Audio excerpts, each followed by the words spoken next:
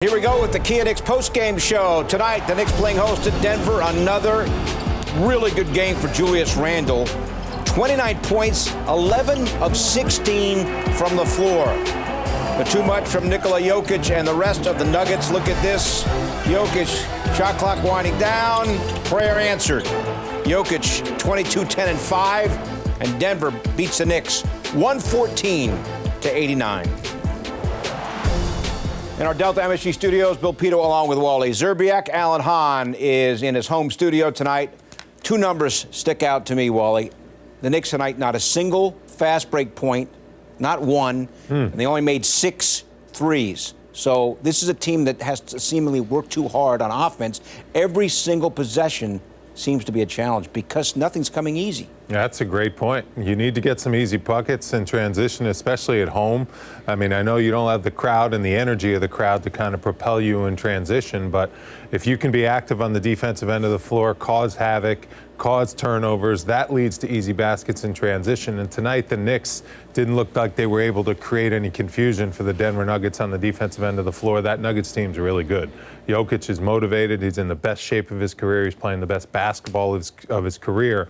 And they didn't even need their other guy, Jamal Murray, who was, scoring 50 points in the bubble. He just was one of the guys. They were moving the ball. Everyone was just making threes all over the place. The bench was phenomenal. It seemed like everyone that set foot on the floor for the Denver Nuggets made their shots tonight. And the Knicks they need that second option to step up. Julius Randle's been there every single night. Another phenomenal performance, 29 and 10.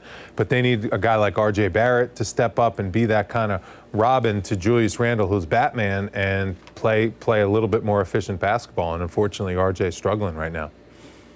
This is where you see that they're missing Alec Burks as he remains out. He was the guy that came off the bench and provided scoring, and the bench for a second consecutive game was just blown out of the water right at the beginning of the game. Right when he went to the bench, brought in some of the reserves, that's where the game completely turned and it became a blowout because they got outscored, and they got outscored terribly in that second quarter. The bench points were 16-4 in the first half, and it turned out to be 54-21. That includes garbage time where all the benches were playing, and they still were blown out. And in OKC, they were outscored 48-24. So that's a major issue as well. Tom Thibodeau can't really go to his bench. As many people keep talking about minutes that are being played by a lot of the starters, it's because who do you trust off the bench right now? And that is a major issue. It's been now for the second consecutive game. All right, for the Denver Nuggets coming in, we all knew that Nikola Jokic was going to be the main focal point of the Knicks defense. He seems like in many ways he's unstoppable. And he's in shape this year. He's averaging 24 points, 11 rebounds, and 11 assists coming in.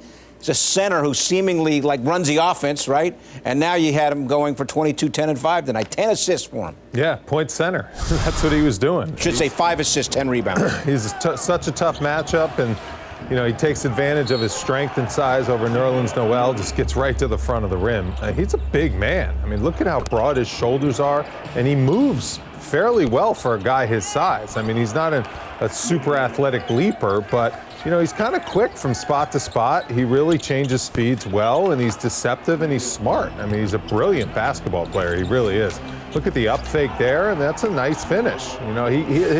He's athletic enough. At 7'1", you don't have to be that athletic to dunk. You only have to jump this high. I think you can do that still, Bill. I might be able to even still do that. But he's just fun to watch because he's so smart to play. He's such a smart player. I love the way Mike Malone utilizes him, allows him to take the pressure off the guards, initiate the offense, allows the guards to come off screens and knock down shots with Jokic kind of running the point.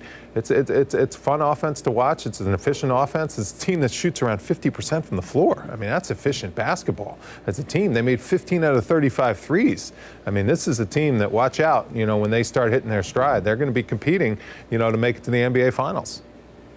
And we talked about how this was a game of matchup in the pregame show where you had a top 4 defense against the top 2 offense, and clearly the offense won, and he's the centerpiece of it. It does, doesn't it, Wally? It shouldn't always win, but it did in this case.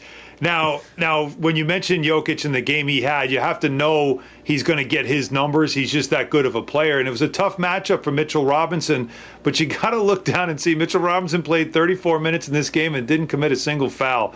These are the little things, the little victories you try to find in a matchup. And although he didn't win the matchup, obviously, he still was able to be on the floor for 34 minutes, not get into the foul trouble that he could against a crafty player like this.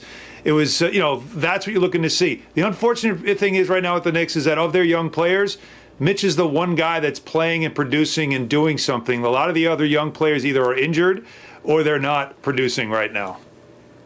Hold on, Alan. Now, you've often brought up that you want guys to use their fouls. Now, Mitchell Robinson, 0 fouls in 34 minutes. Now, is there a little bit of a balance here? I don't want Mitchell Robinson fouling out in 15 minutes like at times he was doing, but no fouls in 34 minutes? I mean, what do you think of that?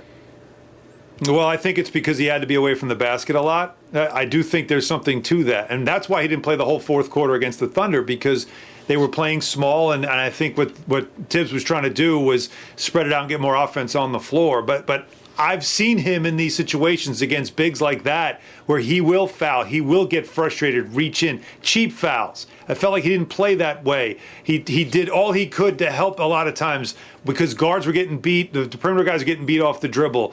I just watched him carefully in a game like this because I wanted to see, is he going to get, again, Jokic is so tough because he's crafty, he's smart, all those up fakes and pump fakes, he doesn't jump, he just gives you a pump fake and you buy it a lot of times. I thought for Mitch, this was a good matchup for him. It was just everyone else, really, you weren't getting the same commitment defensively from anybody else on the team. But I'm just trying to find something out of this game. What does Coach Tibbs always say? He says you either win or you learn. So what did we learn tonight? That's what I was trying to do there, Wally. But you're right. They give you 6 before they kick you out, so I would probably try to use 5 of them. Well, there was one bright spot again, and Julius Randle, guys, 11 of 16 from the floor. As a team, the Knicks shoot 43%. You take away Randle's 11 for 16, and the team shoots 36%. No other Knick had more than 12 points. I mean, as Alan and you made the point off the top, they need someone to help him because he is doing his part. Yeah, it's becoming a real problem every single night. He's just playing great basketball. He's off to one of the hottest starts of his careers. He is off to the hottest start of his career and just doing everything for this team. And he needs guys to step up and make a few plays to keep them in the game. I mean, they got blown out by 30 or 25 tonight. It was just never a contest. It was never even close. And it's got to be frustrating for Julius Randle having such a high percentage game, to not even be able to compete. And I'll tell you what goes through your mind if you're a competitor like Julius Randle. You're looking around and you're like, I'm 11 for 16. I should have shot 40 times. That's what he's going to start saying. I'm serious. That's what you would say, right? Well, yeah, it's logic. I mean, if I can score every time I shoot and my percentage is really good and everyone else is missing around me, I'm going to stop trusting my teammates. That's just how competitors work. And, obviously Julius Randle's not going to do that, but you start thinking as a player, maybe I should have been more aggressive, honestly. Like maybe I should have tried to, at times, keep our team in the game early when I was hot and when I had that matchup advantage. And, because other guys got to just start helping them out a little bit. Well, wait a minute. Now, you remember what Tibbs said after the game on Fridays. He felt like when the game was starting to get away from them, too much individual play instead of just trusting the system and trusting your teammates.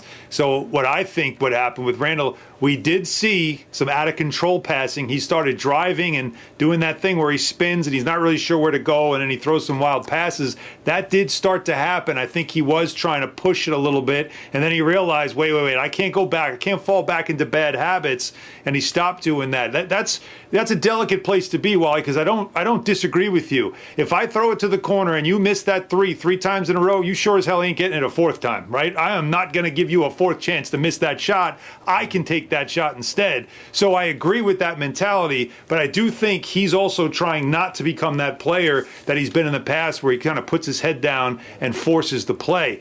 Meanwhile, on Randle, and we talk about we're at the 10-game point this season, and he is one guy that you have to obviously look at and say is a bright spot for this team through the first 10 games. The Knicks tweeted this out from the Elias Sports Bureau, so he joins Oscar Robertson as the only two players in NBA history to record at least 200 points, 115 rebounds, and 70 assists in the first 10 games of a season. Just him and the Big O in NBA history. Isn't that amazing?